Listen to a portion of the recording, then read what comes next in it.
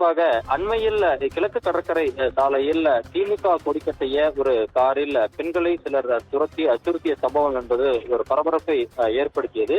குறிப்பாக எதிர்கட்சிகள் திமுகவை சேர்ந்த நபர்கள் இப்படி சட்டம் ஒழுங்கை அத்துமீறி இது போன்று பெண்களை அச்சுறுத்தக்கூடிய வகையில் நடந்து கொள்வதாக தெரிவித்து விமர்சித்திருந்தனர். குறிப்பாக திமுக அரசு சட்டம் ஒழுங்கை பேணி காக்கும் லட்சணம் இதுதான் என்கின்ற ரீதியில் அதிமுக பொதுச் செயலாளர் எடப்பாடி பழனிசாமி உள்ளிட்ட எதிர்கட்சிகள் விமர்சித்திருந்த நிலையில் கைது செய்யப்பட்ட நபர்கள் திமுகவை சார்ந்தவர்கள் அல்ல என்றும் அதன் முக்கிய குற்றவாளியாக இருக்கக்கூடிய சந்துரு என்பவர் அதிமுகவை சார்ந்தவர் என்றும் அதில் அதிமுக குடும்பத்தை சார்ந்தவர்கள் தான் அந்த சம்பவத்தில் ஈடுபட்டனர் என்றும் காவல்துறை விசாரணையில் தெரிய வந்தது. அது தொடர்பாக சம்பந்தப்பட்ட சந்துரு என்பவரும் அந்த வீடியோ பதிவில் வெளியிட்டு அந்த வீடியோக்கள் தற்பொழுது சமூக வலைதளங்களில் வெளியாகி இருக்கின்றன.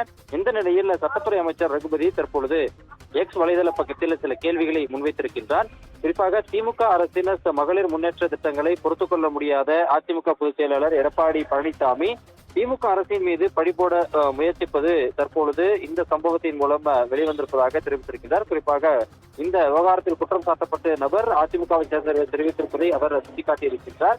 அதே போல கிழக்கு கடற்கரை சாலையில் கைது செய்யப்பட்ட நபருக்கும் அதிமுகவிற்கும் உள்ள தொடர்பை சுட்டிக்காட்டி இருக்கக்கூடிய அவர் திமுக கொடிக்கட்டிய காரை சுட்டிக்காட்டி திமுக மீது வீண் பழி சுமத்த எடப்பாடி பழனிசாமி முயற்சித்திருக்கக்கூடிய நிலையில் அவரது முகமூடி தற்பொழுது கிழிந்திருப்பதாகவும் அவர் காட்டமான விமர்சனத்தை முன்வைத்திருக்கிறார். பெண்கள் மீதான பாலியல் தாக்குதல் போக்குவரத்து குற்றங்கள் என அதிமுக சார்ந்தவர்களும் அவரது குடும்பத்தினரும் பெண்களுக்கு தொடர்ந்து அச்சுறுத்தலை ஏற்படுத்தி வருகின்றனர் என்பது ஒவ்வொரு குற்றச்செயலின் பின்புலத்தை ஆராயும் போதும் தெரிய வந்திருப்பதாக ஏற்கனவே சில சம்பவங்களில் கைது செய்யப்பட்டிருக்கக்கூடிய அதிமுக நிர்வாகிகள் சார்ந்து இந்த குற்றச்சாட்டை சட்டத்துறை அமைச்சர் ரகுபதி வைத்திருக்கின்றார்.